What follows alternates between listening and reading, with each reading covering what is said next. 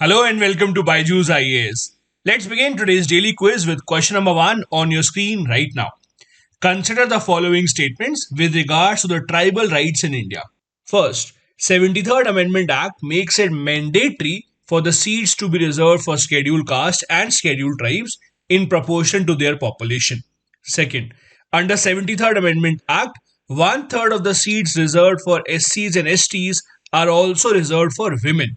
Third, states with population up to 20 lakh are exempted from providing reservation to scheduled tribes at all levels of panchayat. You have to choose the correct statements out of the three given ones. The correct answer, that is why, is A. The first and the second statements are correct. The third one is wrong. The condition of 20 lakh is not related to scheduled tribe reservation. On the other hand, the condition is that if a state has a total population of 20 lakh or less, the state can opt for a two-tier Panchayati Raj structure as well instead of a three-tier structure. For instance, you can take an example of Arunachal Pradesh. The state of Arunachal Pradesh, that has a population of well below 20 lakh, recently switched to a two-tier structure from a three-tier structure. The reason why we are discussing this question is because in Odisha, the tribal community has raised objections because in the upcoming Panchayat elections, in 23 out of the 30 Odisha districts, they say that they have not been given their due reservation. The organizations that are working for the rights of the tribals say that not even a single post of Sarpanch or block chairperson has been reserved for tribals in 23 districts, even though the tribals make up 22.5% of the population of the state of Odisha. The government, on the other hand, says that against 22.5% tribal population, the government has earmarked 31% seats of Sarpanch and block chairman for tribals. So we are not depriving the tribals of their rights, just that we can't reserve the seats for tribals in all the districts of Odisha, and we have to choose the districts on the basis of their population composition. Next, question number 2. The S gene target failure strategy, often seen in the news, is related to which of the following? Number 1. It is used to ascertain if an individual has developed antimicrobial resistance. Second, it is used to identify the success rate of gene therapy. Third, it is used to detect the Omicron variant of COVID-19. Or fourth, it is used to produce the latest anti-COVID pills. The correct answer here is C. This technique is used to ascertain whether or not a person has been infected by the Omicron variant of the coronavirus. The reason why we're discussing this is because the ICMR, that is the Indian Council of Medical Research, recently approved indigenous kit to detect Omicron.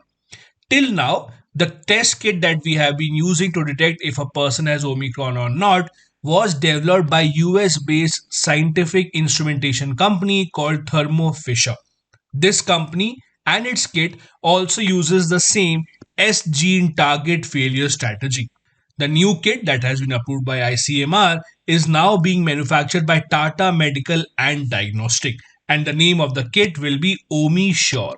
The article also tells us that WHO has proposed to set up a SARS-CoV genomic consortium in Southeast Asia this year to help in enhancing the genomic sequencing and surveillance in order to find out if any new variant of coronavirus is emerging from this part of the world. Next, question number 3. Consider the following statements with regards to cotton cultivation. Number 1. Gujarat leads the states in India in terms of cotton production.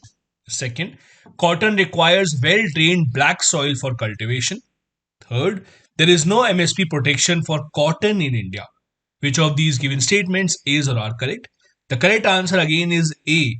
First and second are correct. The third statement is wrong because there is a provision of MSP for cotton as well. India, as you know, is one of the leading producers of cotton in the world. It usually ranks first or second. In the latest rankings that came out for 2021, China has become the leading producer of cotton, with India slipping to the second position, but the difference is not that much. India also is the leading consumer of cotton. That is why we don't export a lot of it, because most cotton is used up in India by the Indian population itself. As you know, The Indian government has also allowed the cultivation of BT cotton, that is a genetically modified version of cotton in India, which has shown successful results. The reason why we are asking this question is because of this article in the Hindu newspaper, according to which the availability of cotton this year has been declining, leading to a high surge in the prices of cotton. In fact, the same cotton that was priced at 37,000 rupees for 355 kg of candy in September 2020 rose to 60,000 rupees in October 2021. In fact, by the end of the year 2021, the prices reached 70,000 rupees. The article says that in the post COVID period, the demand for cotton and cotton made products have increased. Also, the US sanctions on the Xinjiang cotton of China, which accounts for 10% of the world's cotton production, is another factor adding up to the high demand for cotton and cotton products from India. Next, question number 4.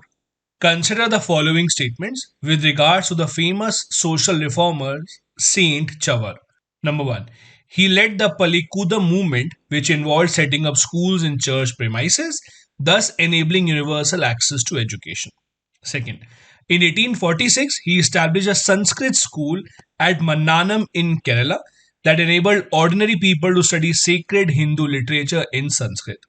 Third, he started free midday meals to reduce dropouts among the poor and Dalit students, a practice which influenced the Diwan of Travancore, that is C.P. Ramaswamy Iyer, to plan midday meals in government schools in 1936. Which of these given statements is or are correct? The correct answer is D. All the three given statements about the famous social reformer Saint Chavara are absolutely correct.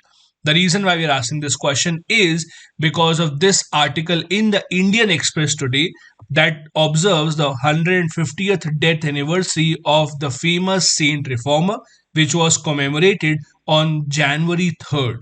The article says that despite all his achievements, he is not considered in the same ranks as people such as Raja Ram Mohan Roy, Swami Vivekanand, Jyotirao Phule, Dayanand Saraswati, etc., and he deserves much more recognition. He was a well known pioneer of education reform, especially in the state of Kerala, and ensured that a lot of schools are set up in the existing church premises so that everyone can have access to quality education. Not just this, he also appointed highly skilled personnel for managing of schools and institutions and never mixed up the idea of religion with schools. Former Indian President Sri R. Venkatraman also said that he represented a major manifestation of the Indian Renaissance, which was to raise our underprivileged, to alleviate distress and infuse our people with a sense of pride in themselves. He also famously set up a house of charity in 1869 in his native village for the aged, abandoned, and the sick people of the nearby areas.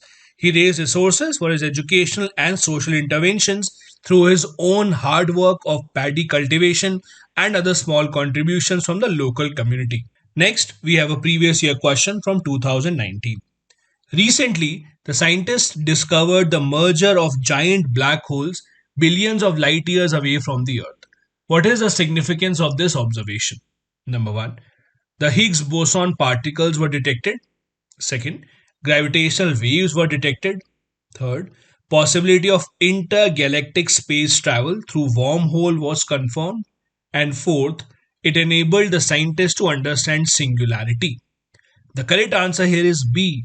This led to the confirmation and detection of gravitational waves for the first time. This was a huge discovery just a few years back when it was observed by the scientists that two black holes have merged, with one black hole being 31 times the mass of the sun, another one being 25 times the mass of the sun.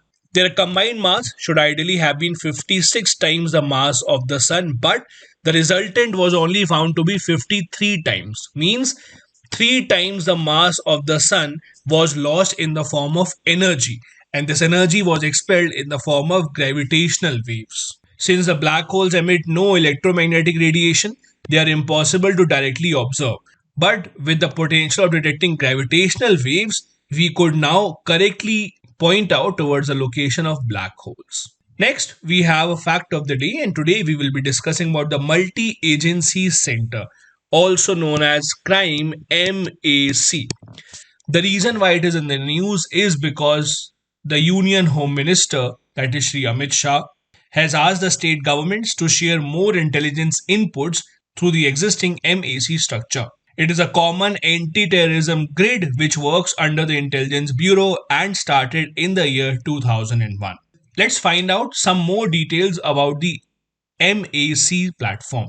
As we discussed, it was formed in December 2001, right after the Kargil intrusion, mainly to overhaul the Indian national security apparatus. The formation of the MAC was suggested by the Kargil Review Committee, formed by the government at the end of the Kargil War. This platform was formed under the leadership of Intelligence Bureau that in turn works under the Home Ministry. It functions as a nodal body for sharing intelligence inputs and coordinates with representatives from various agencies, ministries, central and the state governments. It also has many subsidiary state offices and ensures that there is free flow of information between the states, the center, and other agencies working for one common goal of identifying people who are wanted and are a threat to the country. The article also tells us that there are a total of 28 organizations, including RAW, armed forces, and the state police, which are a part of this platform and can have access to information that is present on this platform. The reason why the Home Minister made such a remark is that the IB director had told the committee that there have been some instances where the state agencies have hesitated to share their intelligence through the existing MAC structure. This is it for today's video. Thank you so much for watching.